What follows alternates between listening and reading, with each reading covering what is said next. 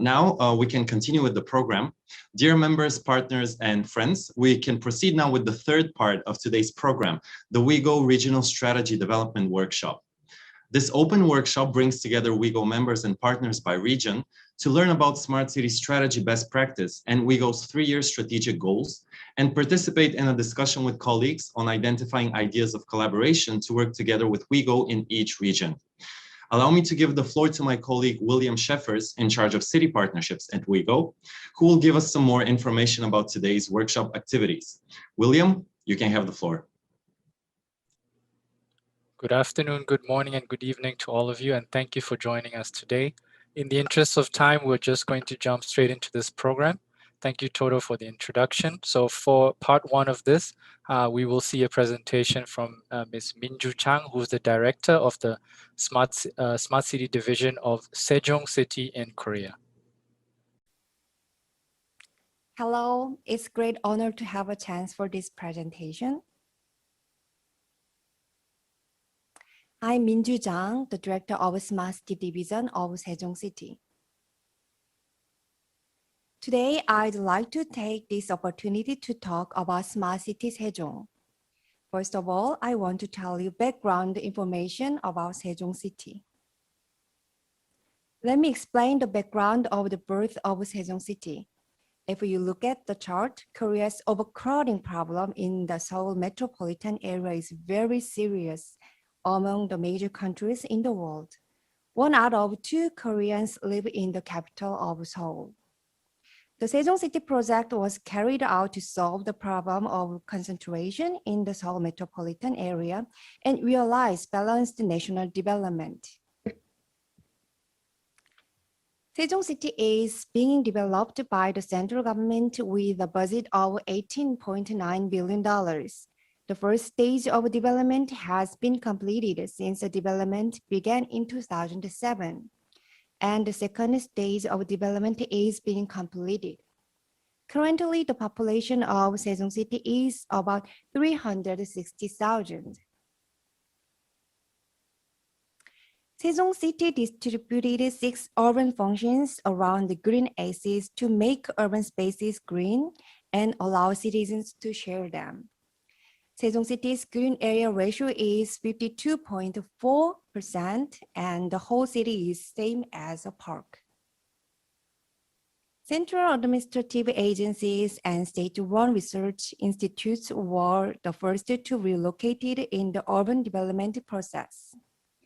Sejong City is a de facto administrative capital of the Republic of Korea, as more than 67% of central administrative agencies are located. All public buildings in Sejong City are being constructed through a design contest. The Sejong National Library, which has the shape of the opened book, was selected as the best library in the world. And the Presidential Archives, designed based on the Storytease box of the seal, won the IDEA Design Award in the United States. Sejong City Hall, in the shape of the ship sailing to the Kumgang River, the government building in the shape of dragon, have also received design awards from numerous organizations. Sejong City is becoming a beautiful city with these buildings in harmony. Sejong City is specialized in autonomous driving. With Sejong City recently designated as a special autonomous vehicle regulation zone, various autonomous driving demonstration projects are being promoted. Also, we are focusing our efforts on leading the autonomous car industry in conjunction with Sejong Smart National Industrial Complex, high-tech industrial complex, and universities and research institutes. Sejong City has been investing $131 million in building smart city platforms in 3 stages since the urban planning stage. Currently, the second phase of the project is completed, and 17 smart city services are provided to 360,000 citizens. In recognition of this achievement, Sejong City was selected as International Certification Palace City for Smart Cities with Cambridge, Moscow, Melbourne, and Dubai from the British Standards Association in 2018. In December of that year, we acquired the world's first international certification of maturity in Smart City ISO 37106.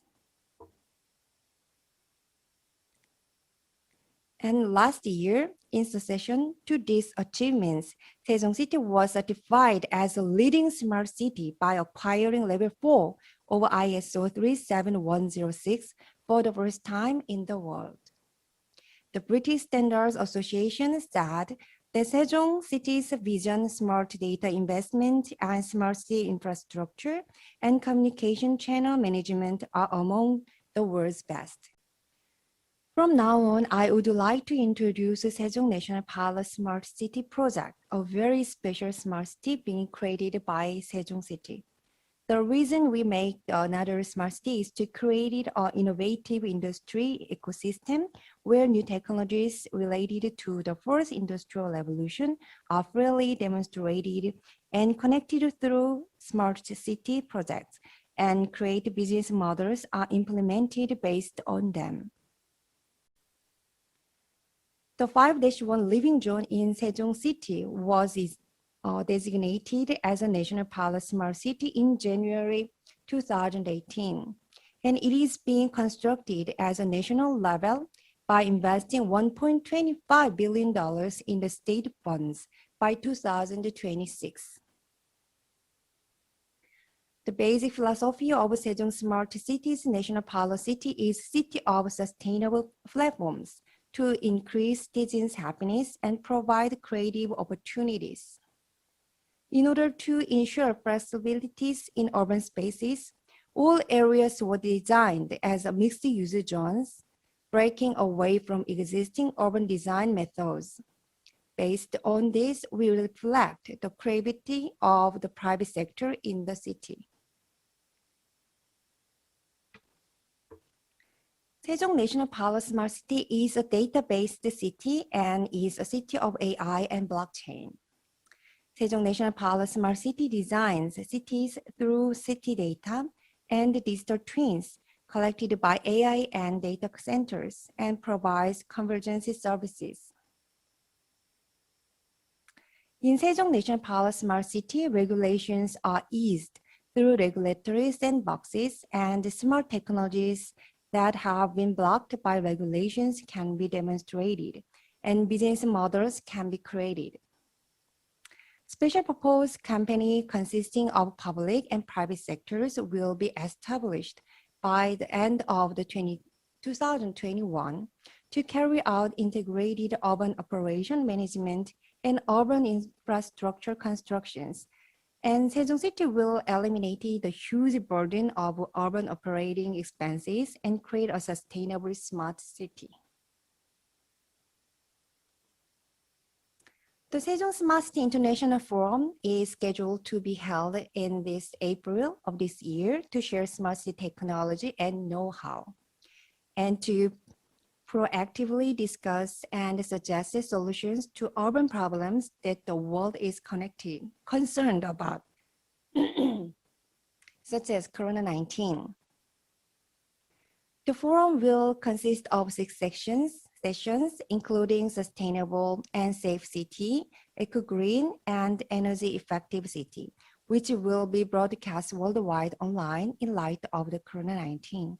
We look forward to your interest and participation. This is what we had so far for this presentation. I hope to work together with WeGO on test beds and share smart city technology and know-how in the future. Thank you all for your time and attention. Thank you very much. Bye-bye. Thank you, Ms. MinJu Chang from Sejong City Smart City Division. I would now like to welcome our good friend Graham Colclough, who's a partner of UrbanDNA, a company that works in smart city and urban development in Europe and around the world. Graham, the floor is yours.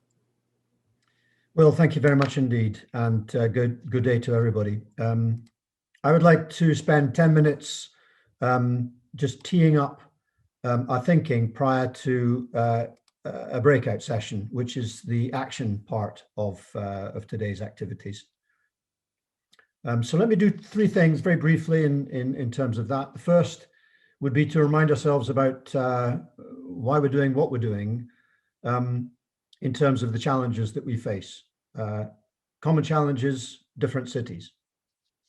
The second is to provide some form of stimulus and shape and focus to the thinking, and I'll use an example of that from a region to start thinking about what regional plans might actually be. And the third is really to frame the breakout session. So let me spend 10 minutes doing that, and then we have 20 minutes, which will be a good start rather than a completion in terms of starting to really think about what are the key needs and challenges for each of the regions of WeGO. So let's start with the world. What we face, as we've heard, is a massive and very diverse set of needs, but very common challenges. So it's about understanding those differences. There's one chart which tells me a lot. In my lifetime, the world will triple in population, and that is the cause of many challenges that we all know about. We're now seeing and feeling those really happening in our daily lives. The question is, how do we best respond to that? But that balance of population exists in very, very different forms and will change substantially. So this chart looks at the top 20 cities in 2010.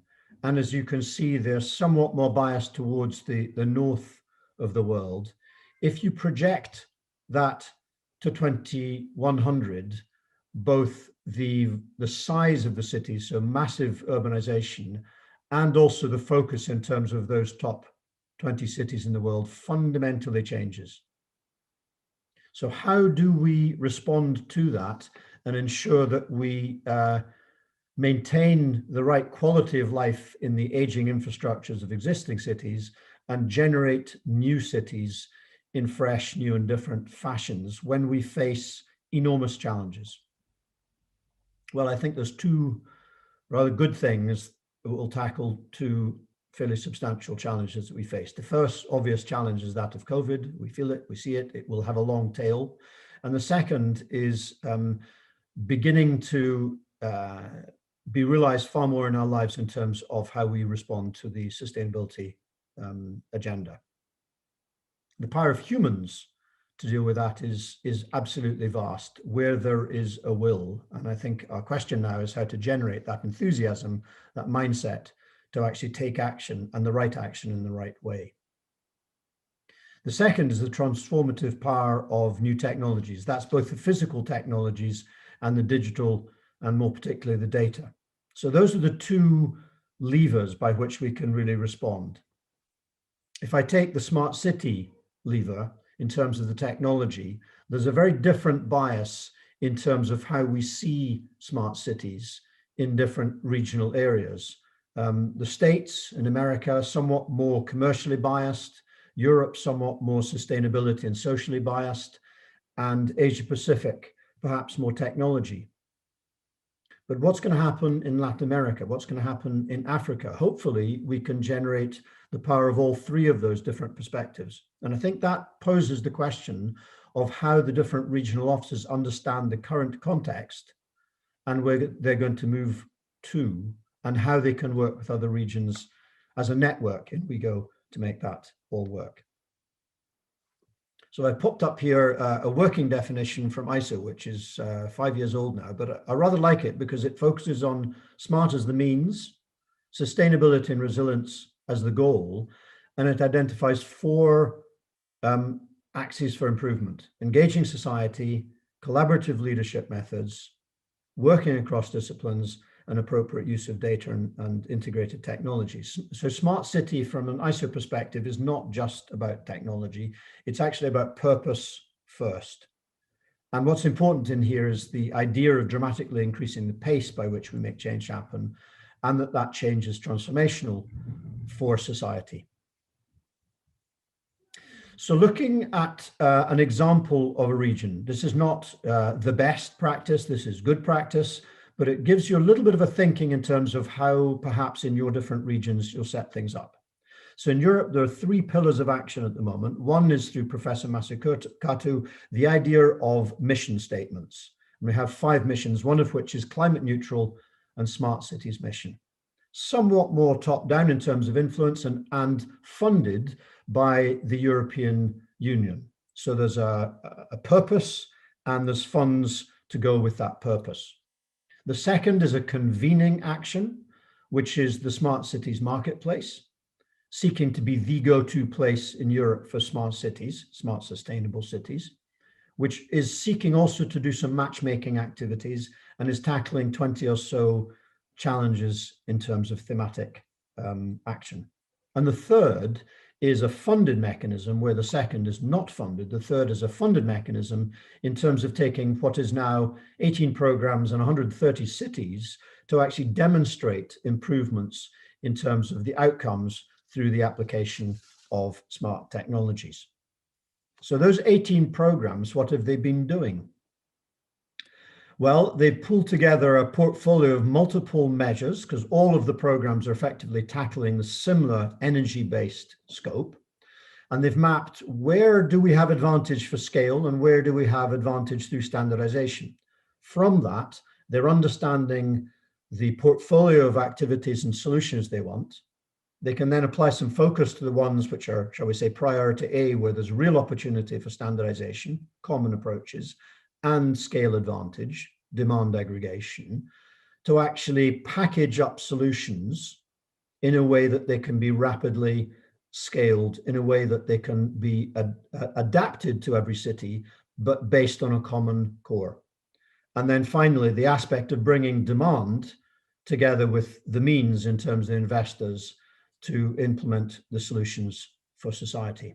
And here's a very specific example of that, which is the Humble Lamppost, one of the 20 initiatives in the Smart Cities Marketplace, where we're seeking to address what is 100 or so million lampposts and actually move them from just producing light to being multi-purpose infrastructures. My question to you would be, in your region, what is that portfolio of solutions that can advance the cities?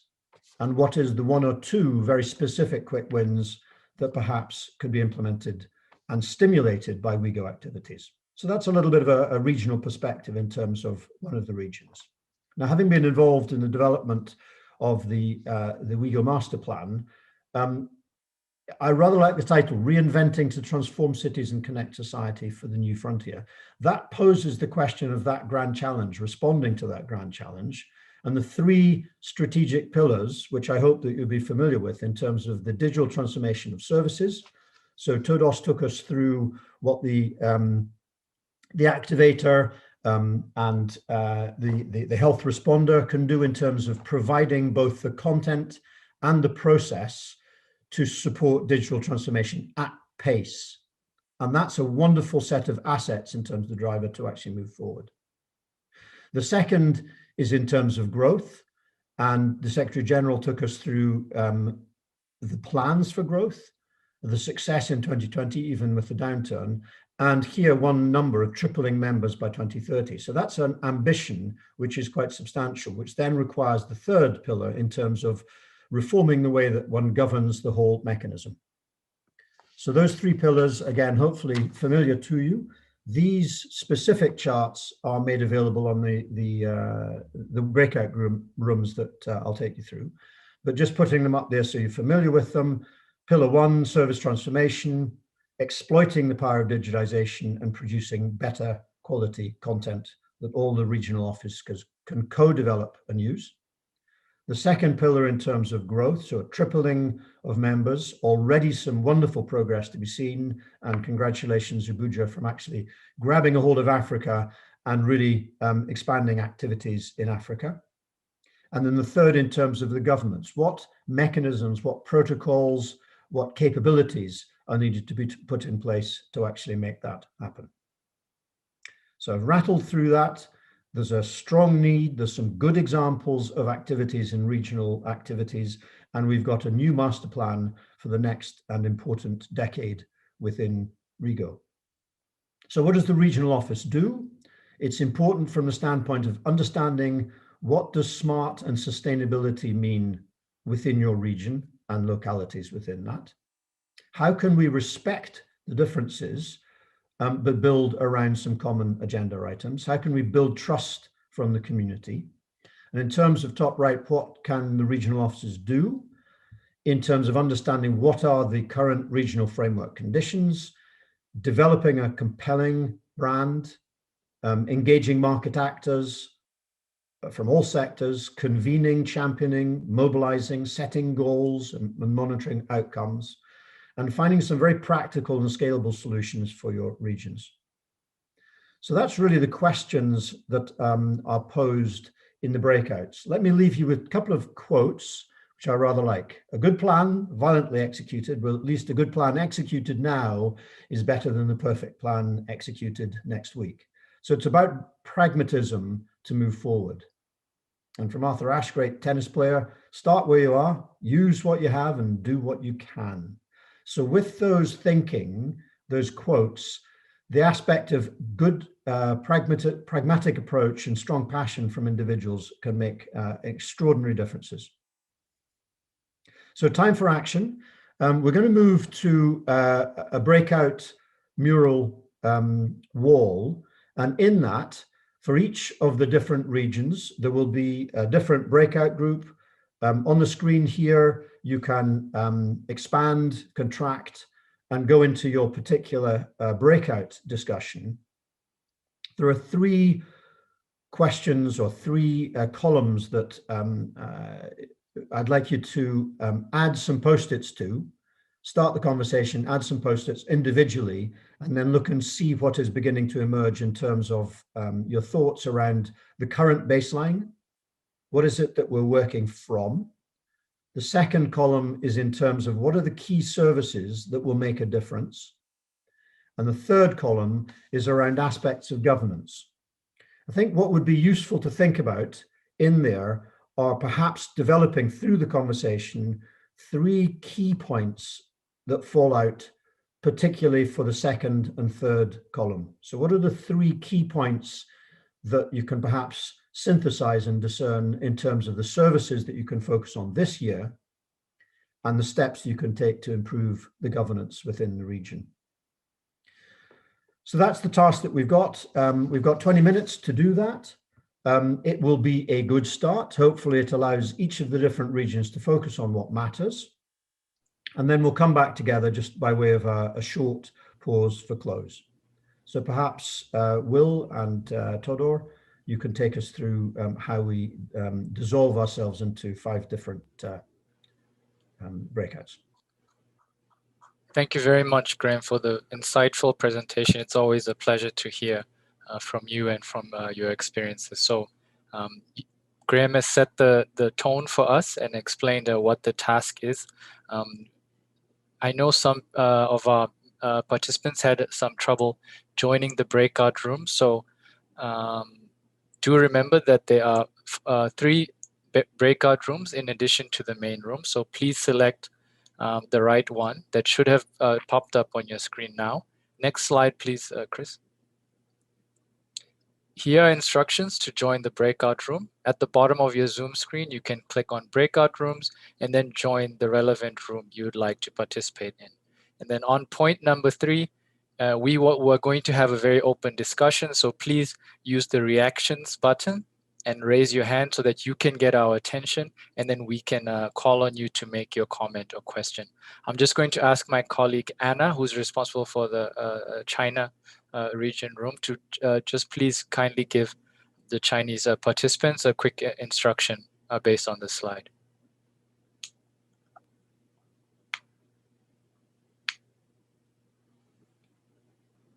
Anna?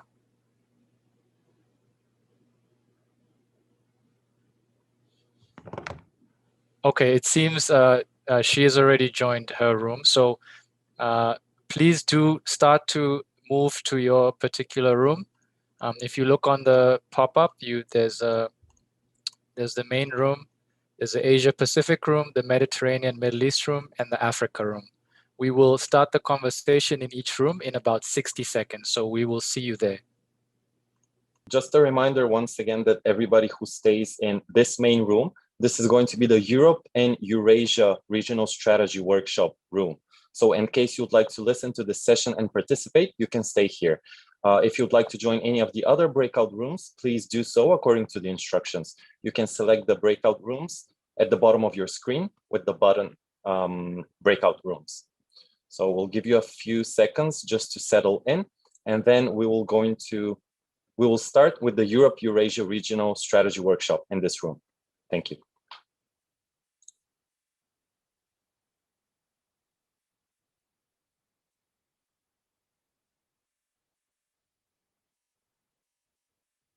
Okay, Chris, as soon as you're ready, I think we can also share the Mural board for the Europe Strategy Workshop.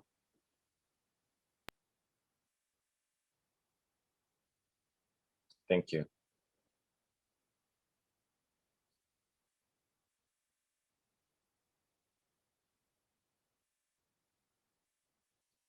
Okay, before we start, I'm going to set the timer. It's already been set. So we have around 20 minutes for this short workshop session. Welcome once again to all of our participants from different parts of the region in this workshop for the Europe and Eurasia Regional Strategy Development. So what we're going to do is, as Graham explained to us, we're going to divide this workshop into 3 small blocks. The first one is going to outline the current trends and challenges in the region. The second one is going to focus on the specific city needs and possible solutions. And the third one is going to focus on regional activities. On the Mural board, this is the platform that we're going to use for this workshop. My colleague Chris is going to take down all of your comments and suggestions. And just to remind you once again that this is going to be an open discussion. So in addition to the questions that I will pose to some of the participants, you're free to also give your input by using the virtual hand raise, which you can access with the reactions button on the bottom of your screen, or you can unmute yourself and give your comment verbally. Thank you. So for the first part, which is called the baseline, I wanted to outline once again some of the key trends in Europe and specifically the European Union. Some of them were touched upon by Graham just a few minutes ago. But first, let me tell you that WeGO has around 30 members in Europe and Eurasia. This includes the European Union, Russia, the Caucasian region, and Central Asian members as well. These include local governments, a regional office in Ulyanovsk region, institutional and corporate members. By working together, WeGO aims to increase its presence in Europe and deliver more services catering to the needs of members and partners in this region. One example for our cooperation is last year during our WeGO XCOM 2020 event, Moscow City in Russia was actually the host for this event. And Ulyanovsk region representatives are also here today to take part in the discussion and develop together the regional strategy for Europe and Eurasia. So as Graham mentioned, some of the focus in recent years in Europe is very much related to sustainability, interoperability, and openness of the civil ecosystem while ensuring fundamental human rights and data protection for citizens in the region, mainly through the European Union institutions.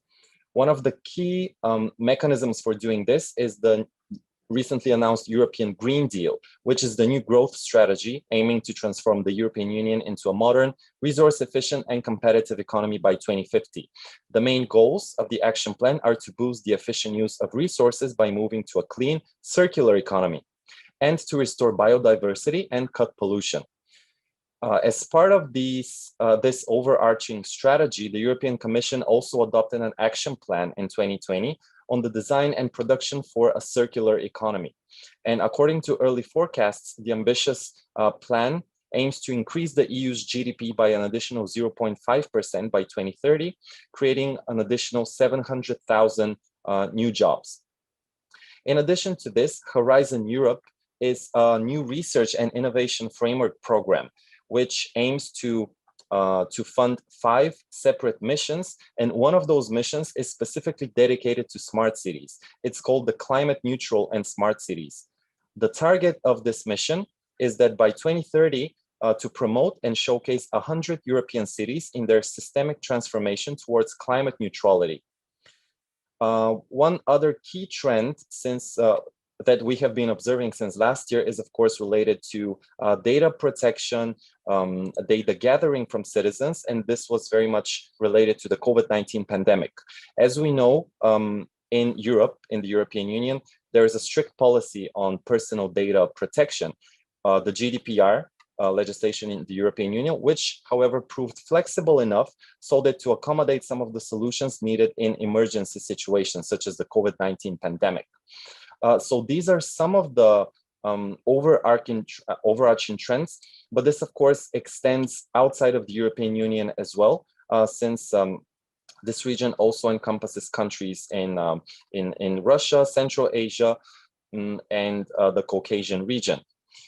In Russia, for example, we know that the digitalization of public services has also been on the rise in recent years.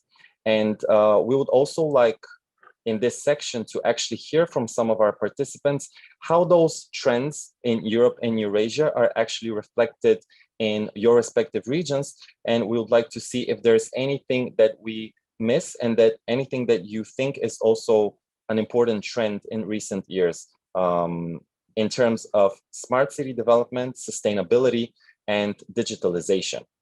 So I think I see from our participants, Alexander from Ulyanovsk region, our regional office is here. And you can see on the Mural board that we have already put down a lot of those trends.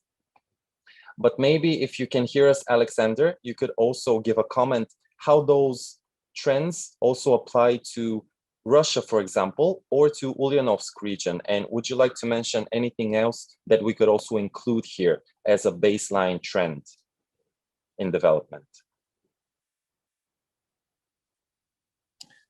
Hello, Todor. Hello, dear colleagues. If you don't mind, I will switch my video camera off, in order not to overload the connection. Okay. Thank you very much for this opportunity. Thank you for giving the floor in this discussion. Dear colleagues, greetings from the Eurasia Regional Office, Ulyanovsk region, Russian Federation.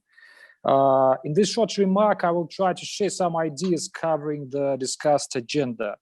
So first of all, we are here and keen on international cooperation, particularly focusing on training programs and workshop webinars.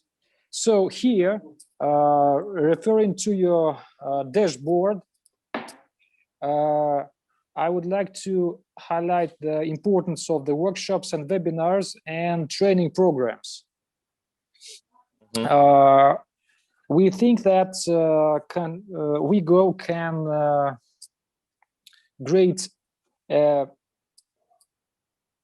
important step in this direction, and we are really grateful that WeGO provides numerous opportunities for trainings, for workshops, for webinars.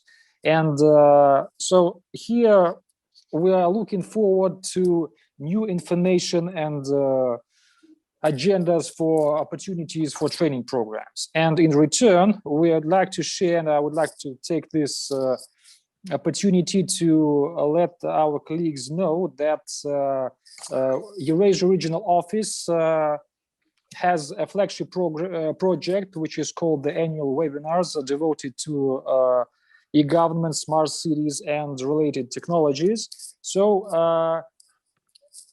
the floor is open for colleagues to share some ideas about the topics of the prospective webinars. So previously we devoted our webinars to various topics and ideas and trends. So nowadays in 2021, we are also thinking about the annual webinar, and we can reflect the suggestions from our colleagues in the Eurasia office, Eurasia region, and also from our other colleagues to suggest some topics for this webinar. So I will try to stop here, and Todor, maybe you will lead this discussion later on.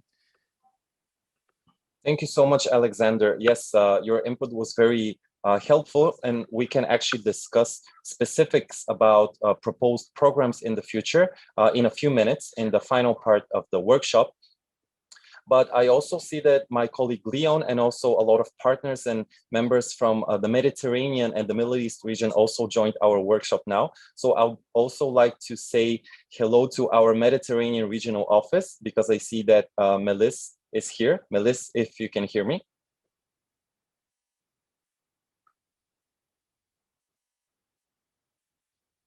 Okay, I think they can join in a few seconds, but yes, so we have representation from that region as well. And because of the close proximity to the EU, I'm sure that a lot of the trends are also giving their effects on the respective regions as well. Okay, so moving to the second part of our agenda for today, in the middle section of the board, you can actually see the services chart, the services board, in which we have outlined some possible needs that cities in the region might need. So basically, here we have presented some possible needs that cities of the region may have when planning and implementing smart city policies. So these might be related to technical assistance, access to finance, implementation, planning, and of course, the impact of COVID. So this is also one of the big topics that has been concerning cities, especially in their smart city project planning since last year. So we were hoping to hear from some of our participants what kinds of needs and what challenges does your city and your region face when planning smart city projects. So here I would like to give the floor to some of the participants if anybody is willing to give their input. And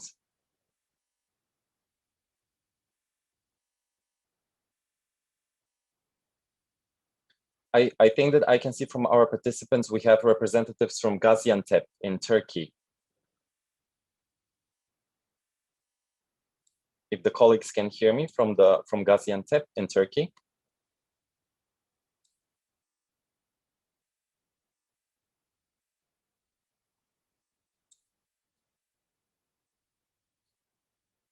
Okay, I think we can try with Dr. Safa, if you can hear me in the workshop room.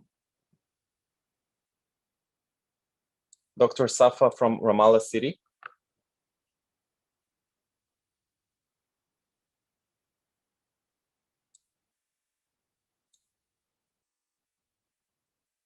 Okay, we can try in a few seconds. Ramallah City is actually one of our very active members, with which last year we also implemented a project, and they participated in the WeGO XCOM session for the Smart City Driver in the second half of last year.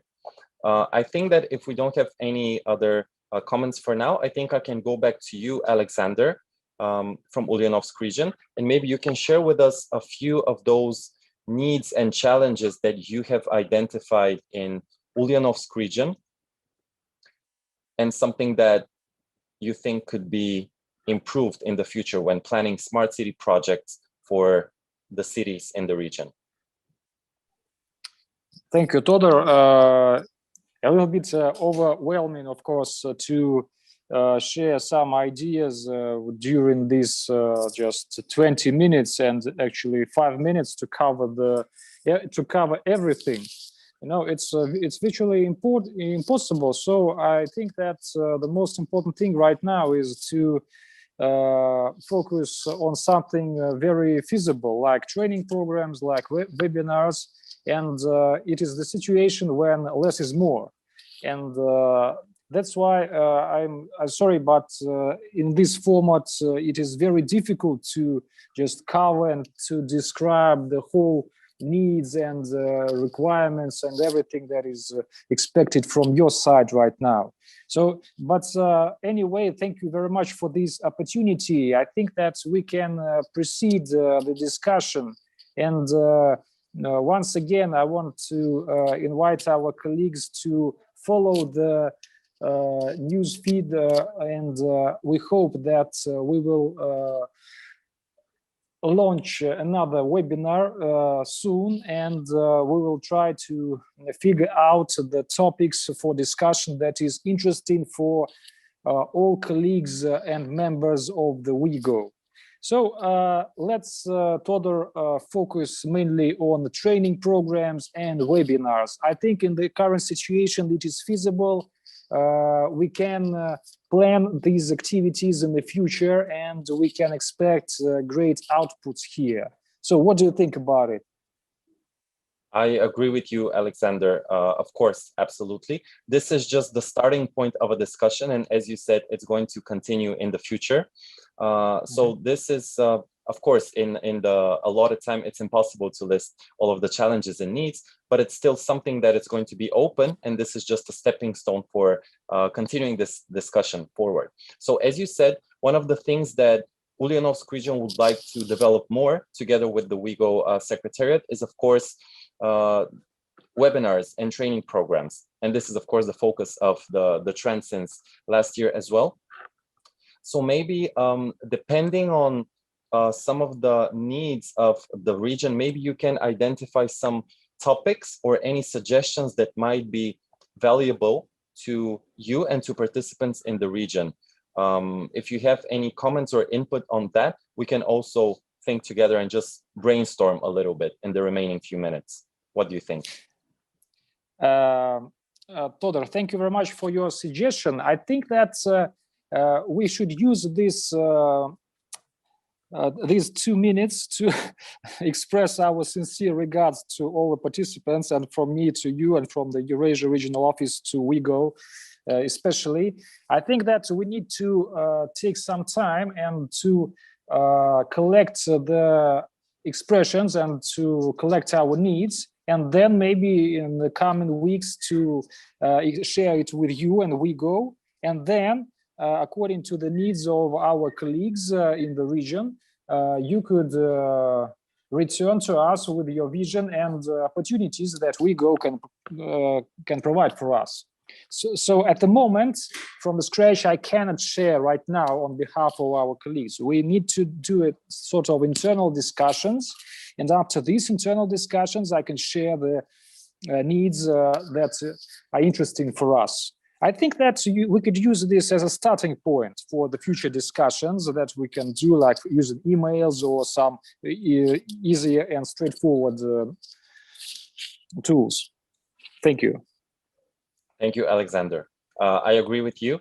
And I think that your suggestion is great. Of course, we'll need some time to plan and design those programs together with your input later. But as you saw today from the briefing session for WeGO in 2020, we have a variety of different programs and activities that are going to unfold in the future for this year, but also in our short-term strategy until 2023 and our long-term one until 2030. And I think that together we can identify many topics that we can implement together, also with the help of other members and partners.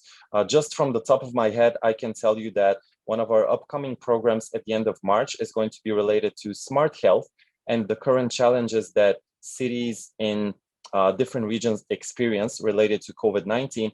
We know that a lot of regions now are on the verge of vaccination policies and different smart solutions to continue combating the virus. This is what's happening in Korea as well. So this event is going to focus on the regions of Europe, Africa, and the Middle East as well. So this is just from the top of my head, something that we can continue discussing together. And of course, as you said, there's a lot of grounds for upgrading and developing design programs so that they serve the needs of members, partners, but also prospective new members and partners in the region. And with that, I would also like to thank Alexander once again from Ulyanovsk region for your participation, and to all of the participants for joining this room. We have a few seconds left, so I think that this board that we actually created today is going to be a work in progress. And of course, with all of your input, we can continue developing different programs and activities. So thank you so much. And just in a few seconds, all of the participants will gather once again in the main Zoom room. Thank you.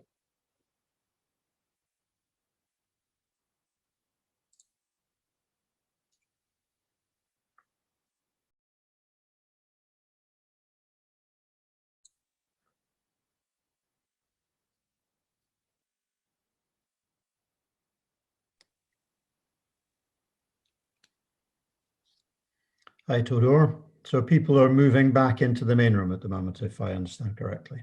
Yes, that's true. We are actually in the main room right now, so everybody should be joining us very shortly. Jolly good, jolly good. As my colleague Alize just shared in the chat box as well, I think that the survey form that we shared with participants is going to be of great help to the WeGO Secretariat, also for all participants to give your input on what kind of programs and activities you would be interested in the future. And then, of course, with the continuation of those discussions, we can design those programs together later. Yes, thank you very much, Toto, and thank you everyone who was in the rooms for the discussion. We realized the time was very short, and we are definitely going to reach out to set a time and date to bring you to the table to continue this conversation. I'd just like to introduce once again Graham to just have some final thoughts before we wrap up. Yeah, thank you, Will. And indeed, the task of defining a strategy in 20 minutes has defied us all. I said at the beginning, it's about making a good start. And I think that's the important thing. It's to bring the various different parties together to look for each of the regions at what is distinct in the region. What are the particular challenges you face? And what are some of the very specific ideas around solutions? And I would suggest the boards will probably remain open, that the process needs to continue to engage regional colleagues to really come up with some great ideas to find those very small number of very specific things that can make the WeGO activities distinctive and action-oriented and pragmatic. So that would be, I think, key things. And I saw some in the Africa room as an example, some really interesting discussions and slightly different ones in Asia Pacific in terms of some of the ideas that could emerge. For me, the key thing is to use that today as a good start, and perhaps for the WeGO HQ, if you like, to facilitate and convene an aspect by which different regional strategies and plans evolve, and that the regions can network to exploit the benefits and the power of WeGO on a global scale. So for me, a good start, and it's really important that regions pick up and do the running now. So that's my observation as well. Thank you very much, Graham, and thank you everybody for making time. This was the first for everyone, so we thank you very much for your patience and understanding through the process. We will share all the presentation materials as well as this board once we synthesize and fix it up, and we'd like to have this be an ongoing conversation. We will be coordinating with each regional office to reach out to the participants from today to continue the conversation. And also we'll be sharing a link to the a survey link, so please let us know what you thought of our workshop today. I'll now hand back to Toto. Thank you, William. And I think that with this, we can proceed with the closing of today's event. A big thank you to all WeGO members, partners, and friends for joining us today for the 2021 Kickoff event. We look forward to working together with you throughout the year on various programs, and we hope to see you again virtually or in person very soon. Thank you, and I wish you a wonderful rest of the day. Just a reminder once again about the post-event survey that you can fill in through the link that was shared in the group chat. So once again, have a pleasant rest of the day and see you soon.